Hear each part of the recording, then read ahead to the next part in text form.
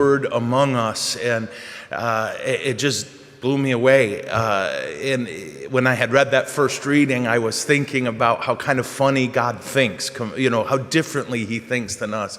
Talking to Abraham and saying, you're going to be exceedingly fertile, and the father of many, and Abraham had one. Yeah, and he kind of had two. It's a long story, and then that son, Isaac, he had one. He had two, excuse me. It took a few generations, right? You finally get to Jacob, who had 12, right? Way to go, Jake. But by the time you get to the Jews in Egypt, there's only 78 of them in the whole world. And that's 100 and some years after Abraham's death. So this reflection, while I'm thinking this, I see this reflection, and it talks about how we are descendants of Abraham, you and me, who proceed by faith. And then it said, why don't you think of your spiritual lineage? And so I did. And of course, if you'll excuse my crassness, there's the easy ones, mom and dad, right? They were awesome. Not perfect, but they're my spiritual parents as well.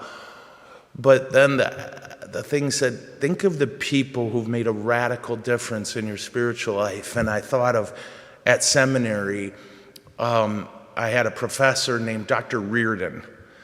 And my first class with him, he was teaching ecclesiology, which is a fancy way of saying study of the church.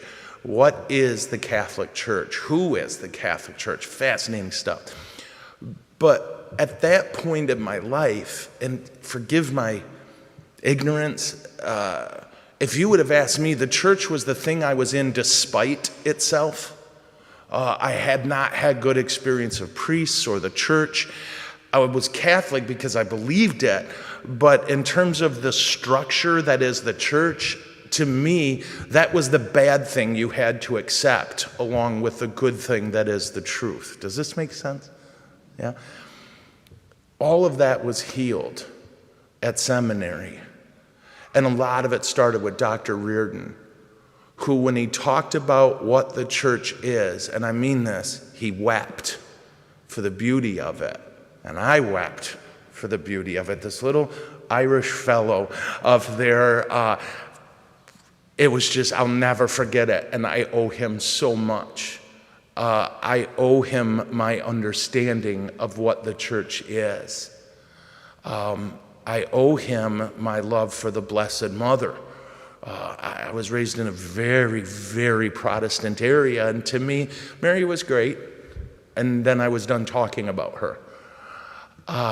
He argued with me, gave me books. I could just go on and on. I owe him so much, and I thank Jesus for him. I don't know where he is. I remember my 4th year in seminary, they opened that Ave Maria down in Florida and recruited him right away. And I jokingly said, I'm never going to forgive Monahan for this. But he was amazing. I thought of Bishop Morino. He was Father Morino when he was my prof, and then he was Monsignor Morino, and then he was Bishop Morino. And if the way I pray Mass came from watching him, he held that Eucharist with such affection, and it blew me away. That kind of like, God help him, like me, he could kind of be the bulldog sort, just go, just get it done, just get it done. But when it came to Mass, when it came to the Eucharist, you could just see it settle over him. And I feel that every Mass. It's the only time in my life, I think, where my brain actually goes at a normal pace. I think he's with the Lord now. And if you think about it, please pray for his soul, Bishop Bob Morino. I could go on and on. I won't do it. It's the morning.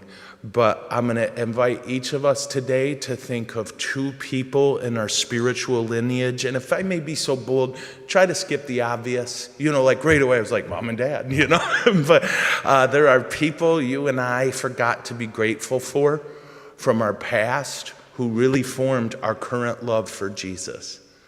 So in the spirit of that thanksgiving, that the Eucharist is thanksgiving, Let's be grateful for name the people. If they're with the Lord, pray for their soul. If they're still here on earth, pray for them now and here.